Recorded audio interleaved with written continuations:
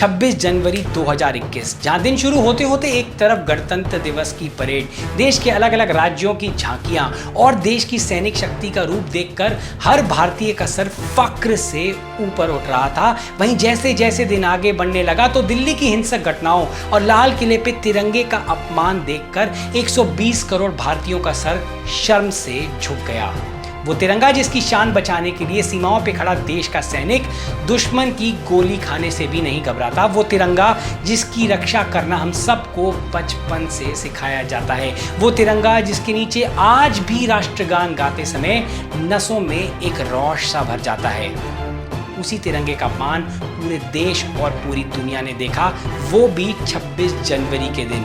वो दिन जब देश के संविधान को मंजूरी मिली, वो दिन जब हमारे लोकतांत्रिक अधिकारों और जिम्मेदारियों की स्थापना की गई थी।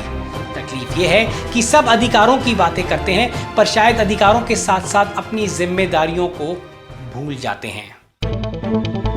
नमस्कार दोस्तों, मेरा नाम है सौरभ भंडारी और आज इस वीडियो के माध्यम से मैं एक बहुत इंपॉर्टेंट मैसेज सबको देना चाहता हूं जिसमें मुझे आपके सहयोग की ज़रूरत है। लेकिन एक बात वीडियो में आगे बढ़ने से पहले ही बड़ी क्लियरली बता दूं कि अगर आपने अपना मन पहले से ही किसी समुदाय, राजनीतिक पार्टी या धार्मिक कारणवश बना रखा है तो इस वीडियो को आगे मत देखिएगा। लेकिन अगर आप देखें और मेरी बात से सहमति रखें तो अंत में वीडियो को लाइक और शेयर ज़रूर कीजिएगा ताकि ये बात हर भारतीय तक पहुंचे और एक आंदोलन का रूप ले ले। एक ऐसा आंदोलन जिसकी इस समय हमें सख्त ज़रूरत है। अब 26 जनवरी को जो हुआ वो बेहद शर्मनाक था सभी 120 करोड़ देशवासियों के लिए। लेकिन हद की बात यह है कि आज भी कुछ ट्विटर और फेसबुक के शेयरों को लगता है कि जो कुछ भी हुआ वो शायद थोड़ा बहुत गलत था पर ज़्यादा नहीं। इनके हिसाब से क्या हुआ अगर इस भीड़ ने दिल्ली की बसें और पुलिस की गाड़ियां जला दी? क्या हुआ अगर इस भीड़ ने तलवारें निकाल दी? क्या हुआ अगर इस भीड़ ने कुछ ट्रैक्टर पुलिस कर्मियों पर चढ़ाने की कोशिश की? और क्या हुआ अगर कुछ 300 पुलिसकर्मी जख्मी हो गए? अरे कोई बात नहीं, ये कहते हैं कि अच्छी बात तो ये है कि इस भड़काई भीड़ ने किसी भी जगह कोई लूटपाट नहीं की। अब कौन है ये लोग, कहां से आते हैं? आपको इन लोगों को जानने की सख्त जरूरत है। ये वही लोग हैं जो देश की मासूम जनता को भड़काने और उस पर रोटियां सेकने का काम करते हैं। 26 जनवरी को जो हुआ उसे मिटाने में अब शायद हमें सालों लग जाएंगे। देश की मर्यादा बनाए रखना सिर्फ फौजी, सरकार या प्रशासन की जिम्मेदारी नहीं है। हर भारतीय, मेरी और आपकी, हम सबकी जिम्मेदारी है। देश को उस दिन कोई 500 करोड़ का नुकसान हो गया इन दंगों से। देखने में ये नुकसान काफी बड़ा लगता है लेकिन नहीं, इससे बड़ा नुकसान वो है जो दिख नहीं रहा और वो नुकसान है देश की छवि का। वो छवि जो इन दंगों ने बिगाड़ दी पूरी दुनिया के सामने। कभी आपने सोचा है कि क्या सोचता होगा पूरा विश्व इस समय हमारे बारे में?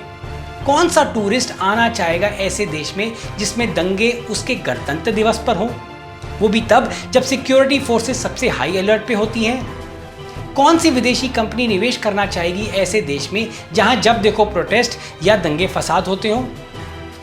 आपको पता है देश का आम नागरिक दंगे करना नहीं जानता। एक किसान, एक फौजी या फिर वो एक नौकरी करने वाला, उसको दंगों में कोई इंटरेस्ट नहीं है। दंगे करना और दंगों के लिए भड़काना दंगाइयों का काम है जिनकी सिर्फ और सिर्फ दुकान इन दंगों से ही चलती है। मैं आपसे इस वीडियो के माध्यम से एक गुजारिश करना चाहता हूं कि आप किसी के भी भड़काऊ बयानों में ना आएं और ना ही ऐसे भड़काऊ बयान प्रमोट करें और दूसरों को उकसाएं। चाहे फिर वो शब्द चाहे आप पर्सनली बोल रहे हो या फेसबुक, व्हाट्सएप, ट्विटर इत्यादि पे शेयर कर रहे हो। आज देश का माहौल ठीक नहीं है। इसे वापस सही पटरी पे लाने और देश में एकता बनाए रखने की जिम्मेदारी मेरी, आपकी, हम सबकी है। और मैं आशा करूंगा कि इस मैसेज को आप हर भारतीय तक जरूर पहुंचाएं। अगर आप मेरी बात से सहमति रखते हैं तो कमेंट सेक्शन पे जरूर लिखिएगा, मैं सिर्फ देश में शांति का माहौल चाहता हूं। I only support peace and harmony in India. और फिर शेयर कीजिए इसे ज़्यादा से ज़्यादा लोगों तक ताकि ये पहुंच जाए हर उस इंसान तक जो लोगों को भड़काने में और उस पर रोटियां सेकने का काम कर रहा है। जय हिंद, जय भारत।